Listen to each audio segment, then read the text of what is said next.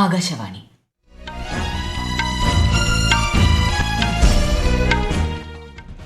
നമസ്കാരം. വാർത്തകൾ വായിക്കുന്നത് സീന ആന്റണി.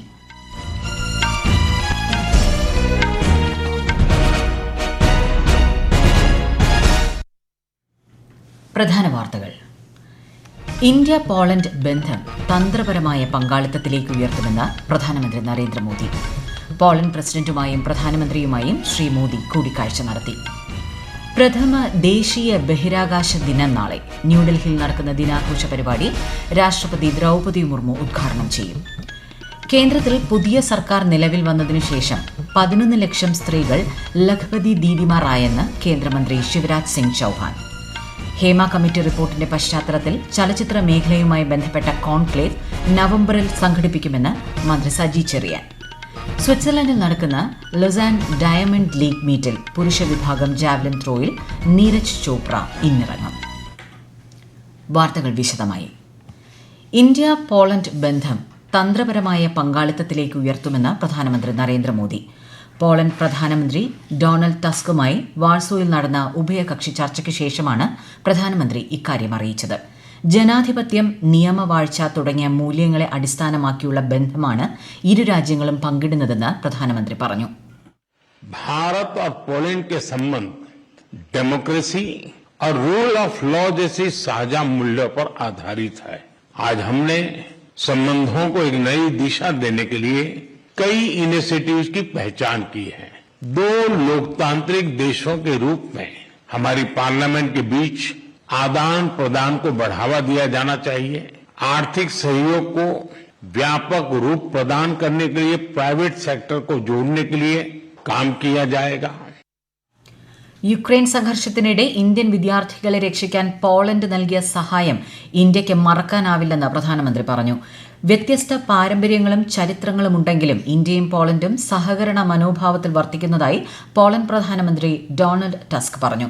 ഉഭയകക്ഷി ചർച്ചയ്ക്ക് ശേഷം പ്രസിഡന്റ് ആൻഡ്രേ ദുദയുമായും പ്രധാനമന്ത്രി കൂടിക്കാഴ്ച നടത്തി. ദ്വിരാഷ്ട്ര പര്യടനത്തിന്റെ രണ്ടാം പാദത്തിൽ പ്രസിഡന്റ് വൊളോദിമിർ സെലൻസ്കിയുടെ ക്ഷണപ്രകാരം ശ്രീ നരേന്ദ്രമോദി നാളെ യുക്രൈൻ സന്ദർശിക്കും. പ്രഥമ ദേശീയ ബഹിരാകാശ ദിനം രാജ്യം നാളെ ആഘോഷിക്കും. കഴിഞ്ഞ വർഷം ഓഗസ്റ്റ് 23-നാണ് ചന്ദ്രയാൻ 3 ദൌത്യത്തിന്റെ ഭാഗമായി ചന്ദ്രന്റെ ദക്ഷിണ ധ്രുവത്തിൽ വിക്രം ലാൻഡർ ഇന്ത്യ വിജയകരമായി ഇറക്കിയത്. ദൌത്യത്തിന്റെ ഉജ്ജ്വല വിജയത്തിന്റെ സ്മരണാർത്ഥമാണ് ഈ വർഷം മുതൽ ഓഗസ്റ്റ് 23 ദേശീയ ബഹിരാകാശ ദിനമായി ആഘോഷിക്കുന്നത്. ന്യൂഡൽഹിയിലെ ഭാരത് മണ്ഡപത്തിൽ നടക്കുന്ന ദിനാഘോഷ പരിപാടി രാഷ്ട്രപതി ദ്രൗപദി മുർമു ഉദ്ഘാടനം ചെയ്യും. രാജ്യമെമ്പാടും വിപുലമായ ദിനാഘോഷ പരിപാടികളും അരങ്ങേറും. വിവിധ ISRO കേന്ദ്രങ്ങളുടെ നേതൃത്വത്തിലും ആഘോഷങ്ങൾ സംഘടിപ്പിക്കും. കേന്ദ്രത്തിൽ പുതിയ സർക്കാർ നിലവിൽ വന്നതിനുശേഷം 11 ലക്ഷം സ്ത്രീകൾ ലഖ്പതി ദീദിമാർ ആയെന്ന് കേന്ദ്ര ഗ്രാമവികസന മന്ത്രി ശിവരാജ് സിംഗ് ചൌഹാൻ. ന്യൂഡൽഹിയിൽ മാധ്യമങ്ങളോട് സംസാരിക്കുകയായിരുന്നു അദ്ദേഹം. ഇവർക്കുള്ള സർട്ടിഫിക്കറ്റുകളുടെ വിതരണം പ്രധാനമന്ത്രി നരേന്ദ്രമോദി ഞായറാഴ്ച മഹാരാഷ്ട്രയിലെ ജൽഗാവിൽ നിർവഹിക്കുമെന്ന് കേന്ദ്രമന്ത്രി പറഞ്ഞു. ലഖ്പതി ദീദിമാരുമായി പ്രധാനമന്ത്രി ചടങ്ങിൽ സംവദിക്കും. സ്വയം സഹായ സംഘങ്ങൾക്കുള്ള ധനസഹായ വായ്പാ വിതരണവും ശ്രീ മോദി നിർവഹിക്കും. രാജ്യത്തിന്റെ വിവിധയിടങ്ങളിൽ ഇതുമായി ബന്ധപ്പെട്ട പരിപാടികൾ സംഘടിപ്പിക്കുമെന്നും ശ്രീ ശിവരാജ് സിംഗ് ചൌഹാൻ അറിയിച്ചു. 1 ലക്ഷം രൂപയിലധികം വാർഷിക വരുമാനമുള്ള സ്വയം സഹായ സംഘ അംഗങ്ങളെയാണ് ലഖ്പതി ദീദിമാർ എന്ന് വിശേഷിപ്പിക്കുന്നത്. ബംഗ്ലാദേശിലെ വെള്ളപ്പൊക്കത്തിന് കാരണം ത്രിപുരയിലെ അണക്കെട്ടിൽ നിന്ന് വെള്ളം തുറന്നുവിട്ടതല്ലെന്ന് ഇന്ത്യ. ബംഗ്ലാദേശിന്റെ കിഴക്കൻ അതിർത്തിയിലെ വെള്ളപ്പൊക്കത്തിന് കാരണം ഇന്ത്യ അണക്കെട്ട് തുറന്നതാണെന്ന രീതിയിൽ ആശങ്ക പരക്കുന്നതായി വിദേശകാര്യ മന്ത്രാലയം പ്രസ്താവനയിൽ പറഞ്ഞു. ത്രിപുരയിലെ ഗുംതി നദിയുടെ വൃഷ്ടിപ്രദേശങ്ങളിൽ ദിവസങ്ങളായി പെയ്ത ശക്തമായ മഴയാണ് വെള്ളപ്പൊക്കത്തിന് കാരണമായതെന്നും മന്ത്രാലയം വ്യക്തമാക്കി. ഹരിയാന ജമ്മുകശ്മീർ നിയമസഭാ തെരഞ്ഞെടുപ്പുകൾക്ക് മുന്നോടിയായി തെരഞ്ഞെടുപ്പ് നിരീക്ഷകരുടെ യോഗം ന്യൂഡൽഹിയിൽ ചേർന്നു. മുഖ്യ തെരഞ്ഞെടുപ്പ് കമ്മീഷണർ രാജീവ് കുമാർ, തെരഞ്ഞെടുപ്പ് കമ്മീഷണർമാരായ ഗ്യാനേഷ് കുമാർ, സുഖ്ബീർ സിംഗ് സന്ധു എന്നിവർ യോഗത്തെ അഭിസംബോധന ചെയ്തു. പ്രധാനമന്ത്രി നരേന്ദ്രമോദി ആകാശവാണിയിലൂടെ ജനങ്ങളുമായി ആശയങ്ങൾ പങ്കുവയ്ക്കുന്ന പ്രതിമാസ റേഡിയോ പരിപാടിയായ മൻ കി ബാത്ത് ഈ ഞായറാഴ്ച രാവിലെ 11 മണിക്ക് പ്രക്ഷേപണം ചെയ്യും. പരിപാടിയിലേക്കുള്ള ആശയങ്ങളും അഭിപ്രായങ്ങളും Namo app, my GOV platform, toll free നമ്പറായ 1800 11 7800 എന്നിവയിലൂടെ നാളെ വരെ അറിയിക്കാം. ഈ വാർത്തകൾ ആകാശവാണിയിൽ നിന്ന്. കൊൽക്കത്തയിൽ വനിതാ ഡോക്ടറെ കൊലപ്പെടുത്തിയ കേസിൽ അന്വേഷണത്തിന്റെ ഭാഗമായി ആർജികർ മെഡിക്കൽ കോളേജ് മുൻ പ്രിൻസിപ്പൽ സന്ദീപ് ഘോഷിനെ സിബിഐ ചോദ്യം ചെയ്തു. അതിനിടെ ആർജികർ മെഡിക്കൽ കോളേജ് പ്രിൻസിപ്പലായി ഡോക്ടർ മനസ് ബന്ധോപാധ്യായയെ സംസ്ഥാന ആരോഗ്യവകുപ്പ് നിയമിച്ചു. സന്ദീപ് ഘോഷിനെ കൊൽക്കത്തയിലെ നാഷണൽ മെഡിക്കൽ കോളേജ് പ്രിൻസിപ്പലായി നിയമിച്ച ഉത്തരവും സർക്കാർ റദ്ദാക്കി. All India institute of medical സയൻസസിലെയും ഡോക്ടർ റാം മനോഹർ ലോഹ്യ ആശുപത്രിയിലെയും റെസിഡന്റ് ഡോക്ടേഴ്സ് അസോസിയേഷനുകൾ സമരം പിൻവലിച്ചു. സുപ്രീം കോടതി നിർദ്ദേശത്തെ തുടർന്നാണ് തീരുമാനം. കൊൽക്കത്തയിലെ ആർജികർ മെഡിക്കൽ കോളേജ് ആശുപത്രിയിലെ വനിതാ ഡോക്ടറെ കൊലപ്പെടുത്തിയ സംഭവത്തിൽ പ്രതിഷേധിച്ചും ആരോഗ്യ പ്രവർത്തകരുടെ സുരക്ഷയും ആവശ്യപ്പെട്ടാണ് ഡോക്ടർമാർ പണിമുടക്കിയത്. വഖഫ് ഭേദഗതി ബിൽ പരിശോധിക്കാൻ രൂപീകൃതമായ സംയുക്ത പാർലമെന്ററി സമിതിയുടെ ആദ്യ യോഗം ന്യൂഡൽഹിയിൽ ചേർന്നു. വിശദാംശങ്ങൾ.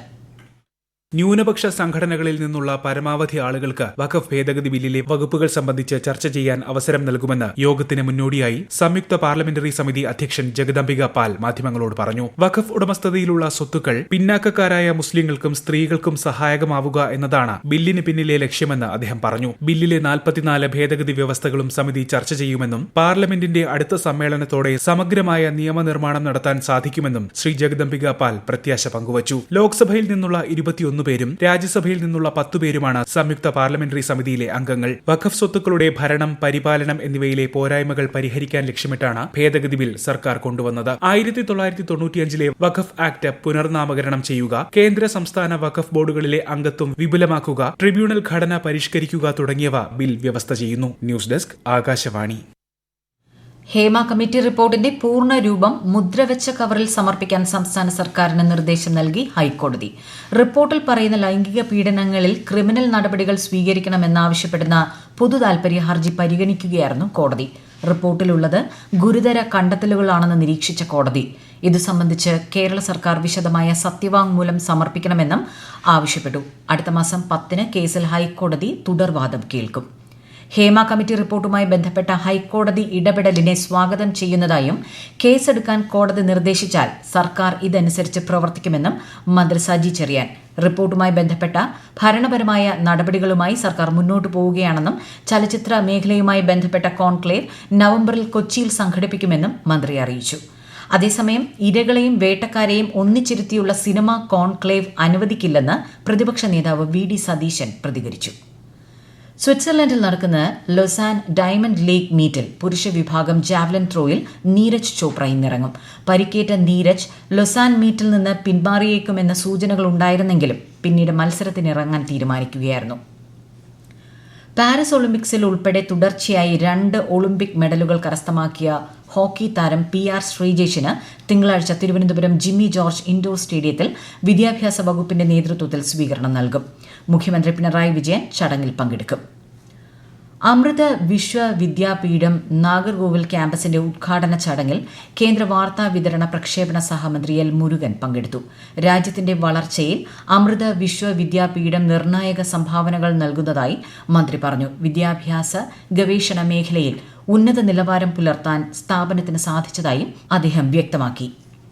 ദുരന്തമുഖങ്ങളിൽ അഗ്നിരക്ഷാസേന നടത്തുന്ന പ്രവർത്തനം സ്തുത്യർഹമെന്ന് മുഖ്യമന്ത്രി Pinarayi Vijayan. Kannur Peringome fire and rescue station പുതിയ കെട്ടിടത്തിന്റെ ഉദ്ഘാടനം നിർവഹിക്കുകയായിരുന്നു അദ്ദേഹം. 2018 പ്രളയകാലത്തും കോവിഡിലും വയനാട് ഉരുൾപൊട്ടൽ മേഖലയിലും ഫയർഫോഴ്സ് സംഘം നടത്തിയ പ്രവർത്തനങ്ങളെ മുഖ്യമന്ത്രി അഭിനന്ദിച്ചു. ശ്രീലങ്കയിൽ മാറ്റിവെച്ച തദ്ദേശ സ്വയംഭരണ തെരഞ്ഞെടുപ്പ് ഉടൻ നടത്താൻ തെരഞ്ഞെടുപ്പ് കമ്മീഷനോട് സുപ്രീം കോടതി ഉത്തരവിട്ടു.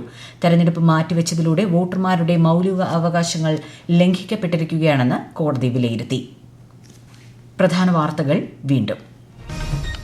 ഇന്ത്യ പോളണ്ട് ബന്ധം തന്ത്രപരമായ പങ്കാളിത്തത്തിലേക്ക് ഉയർത്തുമെന്ന് പ്രധാനമന്ത്രി നരേന്ദ്രമോദി. പോളണ്ട് പ്രസിഡന്റുമായും പ്രധാനമന്ത്രിയുമായും ശ്രീ മോദി കൂടിക്കാഴ്ച നടത്തി. പ്രഥമ ദേശീയ ബഹിരാകാശ ദിനം നാളെ ന്യൂഡൽഹിയിൽ നടക്കുന്ന ദിനാഘോഷ പരിപാടി രാഷ്ട്രപതി ദ്രൌപദി മുർമു ഉദ്ഘാടനം ചെയ്യും. കേന്ദ്രത്തിൽ പുതിയ സർക്കാർ നിലവിൽ വന്നതിനു ശേഷം 11 ലക്ഷം സ്ത്രീകൾ ലഖ്പതി ദീദിമാരായെന്ന് കേന്ദ്രമന്ത്രി ശിവരാജ് സിംഗ് ചൌഹാൻ. ഹേമ കമ്മിറ്റി റിപ്പോർട്ടിന്റെ പശ്ചാത്തലത്തിൽ ചലച്ചിത്ര മേഖലയുമായി ബന്ധപ്പെട്ട കോൺക്ലേവ് നവംബറിൽ സംഘടിപ്പിക്കുമെന്ന് മന്ത്രി സജി ചെറിയാൻ.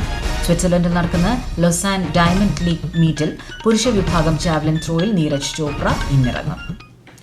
വാർത്തകൾ കഴിഞ്ഞു. അടുത്ത വാർത്താ പ്രക്ഷേപണം 8:35.